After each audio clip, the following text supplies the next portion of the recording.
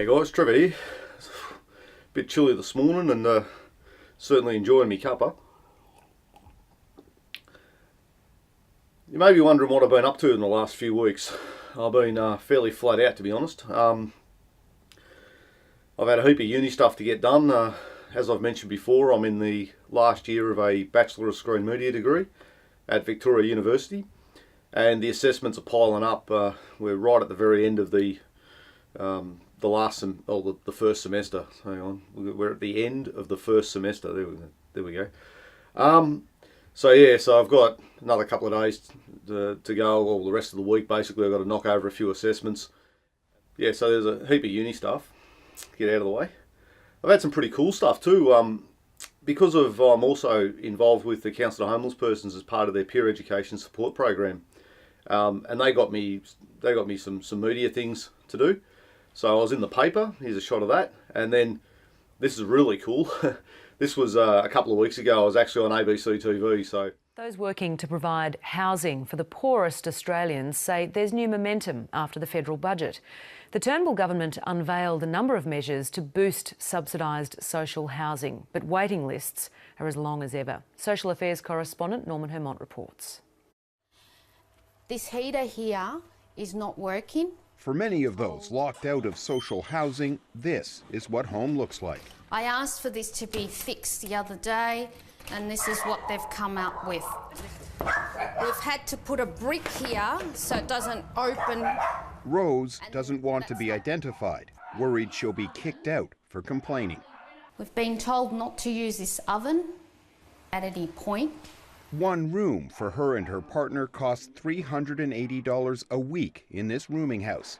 Like nearly 200,000 of the poorest Australians, they're on the waiting list for subsidised social housing. We're in a very bad situation at the moment, so we've got no other choice but to be here. This week's budget had measures to boost not-for-profit community housing, cheap loans through something called a bond-aggregator, and $1 billion fund for housing infrastructure. Really good start in the budget, very encouraging. The bond aggregator is going to be a really useful tool, but it's not the entire answer. In fact, advocates for the homeless say it doesn't go nearly far enough to solve what is an enormous problem. We need to be remembering that there are very poor people at the moment who aren't able to access social housing and who are really struggling to access the private rental market. Trevor Brown knows all about it. He pays $210 a fortnight to live in this share house. Before this, he lived in a van for nearly 6 years. The public housing wait for him is so long, he didn't even bother to go on the list. I was going to be 15 to 17 years. It's very, very tough, and the fact is that, you know, the music stops and there's a lot of people that don't get a chair. His own home is as far away as ever. Norman Hermant, ABC News. Yeah, thanks to Norman for sending me the links on that as well. That was awesome. He's got a YouTube channel, so if you search for Norman Hermant, the link's below. You can check out some of the other stuff he's got with broadcasts from the ABC. So, last week I had a few days where I had to really crunch things down. I had to finally get my homeless documentary done and dusted, and I was really pushing it. I had to go flat out, and I ended up getting it done and finally got it exported out of Premiere and had time to sit down, and I got to watch it. I set up my projector and screen in the lounge room and sat down and watched it, and I found a few things that I wanted to fix.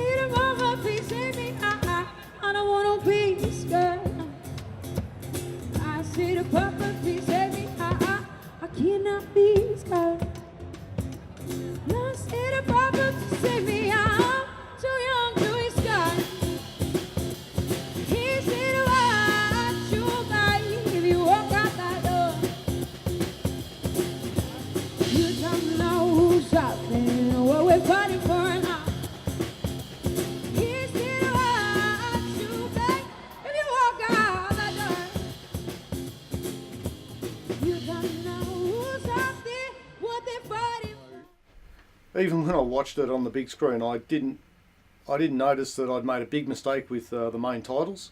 They were still stuck in 2016. Something that I tried to fix the next day, but I had issues with the computer. I'd run out of room on the hard drive, and I tried to make some room, but I couldn't, and After Effects couldn't run, so I had to leave home about lunchtime so that I could screen the documentary.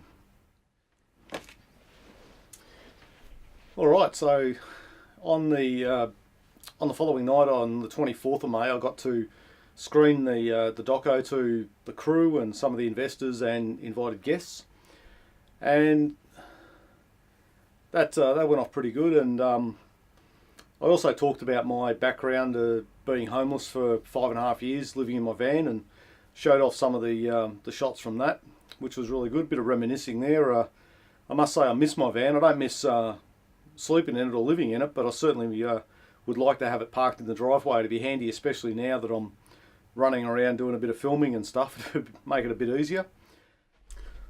Alright, so on the 25th, I was actually invited by Ben Whiting, a local musician here in Melbourne, whom I featured a couple of times on Weekly Catch Up Out and About with Trev.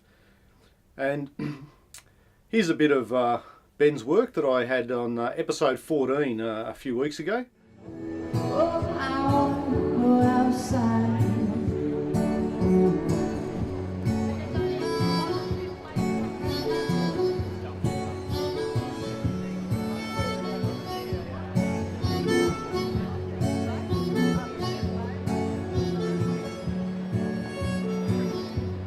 Here I stole from headed wounds. Should have known to bring my ladder.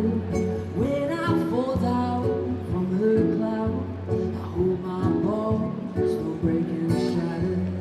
I hear voices enter in, never rest upon our shoulder. I hear voices in my head. Come on in, I have something to show you. Right, this is the guitar case. I'll move it up a bit. The guitar case. I keep forgetting to. I always do interviews, and I always forget to turn the screen around. Yeah. So I've got heaps of these shots of me walking up, turning the screen around. So You got like 5 minutes. yeah, we'll get this done in a couple of minutes, man. So here we are on Burke Street, and I've got Ben Whiting and David Knight, so local artists that I've featured a bit. And Ben, I hear you're off overseas imminently. You having a bit of a holiday, I hear. Yeah, break from Burke Street. Break from Burke Street? Yeah. Well, we need that at times. Yeah, that's it. So on the night, rocked up early with the band and went in and got some behind the scenes stuff of them in setting up and doing all the sound check and all that sort of stuff. And it's really impressive to see just how hard they work. The night went off great. We had a couple of really great support acts. We had Davy Simony, who have also featured.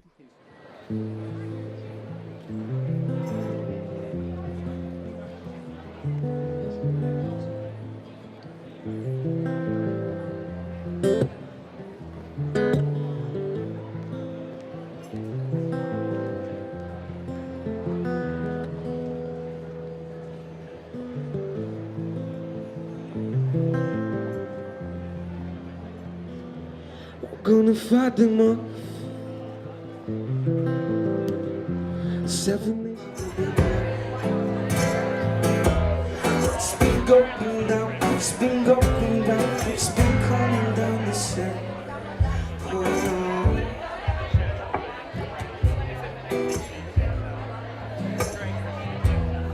Hanging round for days. In my mind, all I see is your face.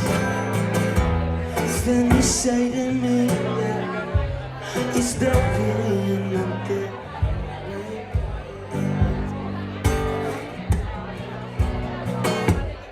And then we had Jack the Fox, who really top-notch performance, really great. And they had a big band, or big group of them in the band, including Gareth Wecchio, who I've featured a number of times, and Gareth was also featured on the White Knight special recently. direction of these birds, direction of love. Oh, and we divided. Jack home, cherish his breath. Tomorrow's a new day for everyone.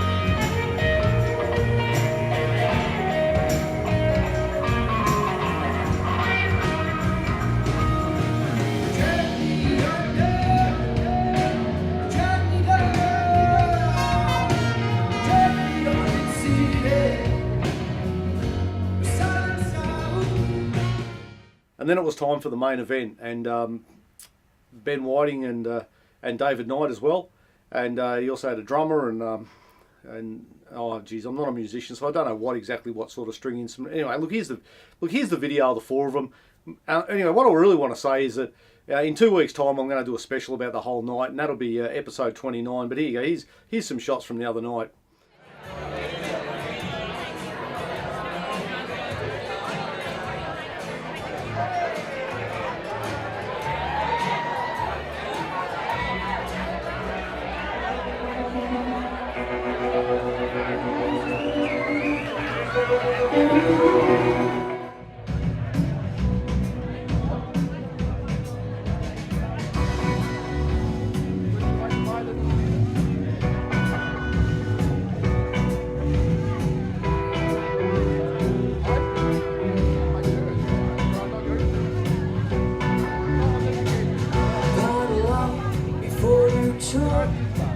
Step aside from the city smoke.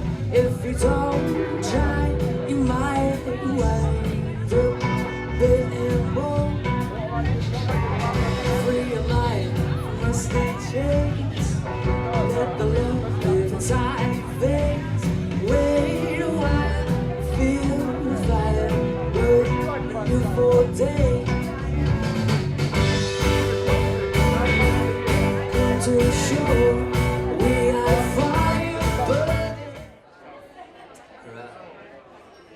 When to get into it.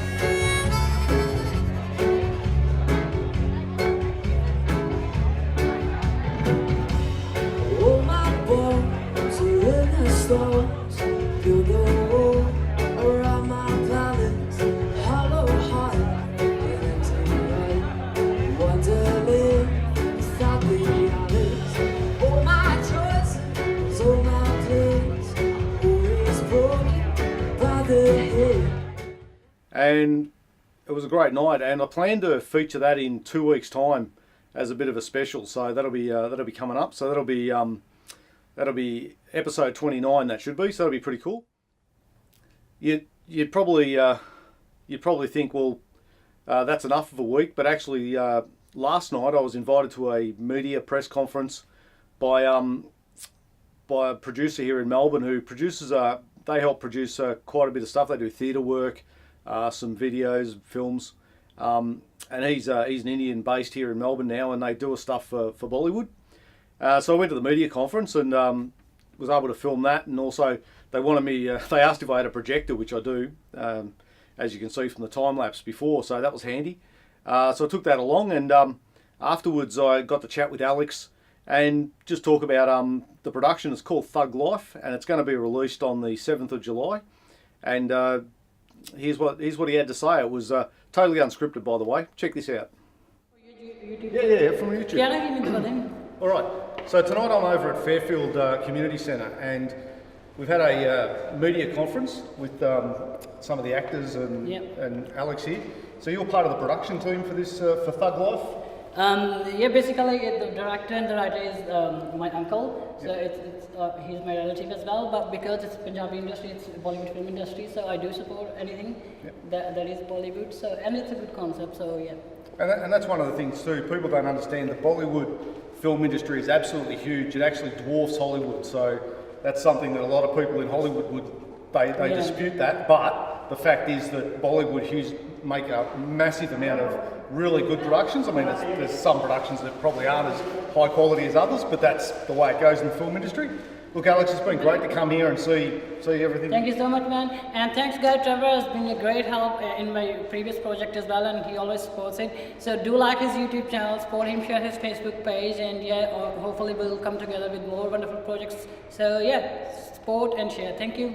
Thank you, Trevor, for your kind support. Always been there for Alex, and he's doing amazing job, guys. He's the best I have ever met so far. Thank you. Thanks, guys. Thank you. Bye. All right. Bye. Cheers, guys. So by the time I got to the end of that, you can imagine I was a bit buggered. I mean, the week's really dragged on. I must say that after next week, when I get these last couple of assessments out of the way, I think I've got 3 to go. Once I get them out of the way, my whole focus is going to be this short film project that I've got planned. I launched crowdfunding sort of a week and a half ago.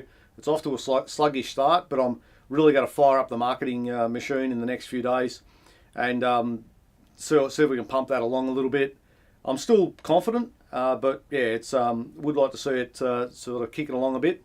And that film project, some of you would have noticed that even though I was taking a break with these episodes, I did have the crowdfunding video put up, like I say, a week and a half ago. And I had to have somewhere for it to live, so that works. So apart from that, that's about it. So, like I say, 2 weeks' time I'll do the special on Ben Whiting and his night. It was a great night. Next week I'm going to do all about the upcoming film project, what it's about, where the crowdfunding's at, what's going on with it, and sort of try and push that along a little bit. And down the line we'll certainly have more stuff about homelessness and affordable housing. Defend and Extend Public Housing have got a gig. No, I can't remember. Here we go. 7th of June out the front of 7th of June out the front of Parliament House, and that'll be their next thing. And unfortunately, I'm sure there'll be more and more things to feature. So I look forward to bringing more and more episodes of Weekly Catch Up Out and About with Trev. I appreciate everyone that's come past and had a look. I really do. Like I say, it's mainly just a place for me to play, but I really do appreciate everyone that comes through. If you've ever got any ideas on what I should cover or thoughts or anything you think I should change, then shoot me an email and or put a comment in. I'd like to get more subscribers, so please subscribe and like and all of those sorts of things. And we'll see you next week. Cheers.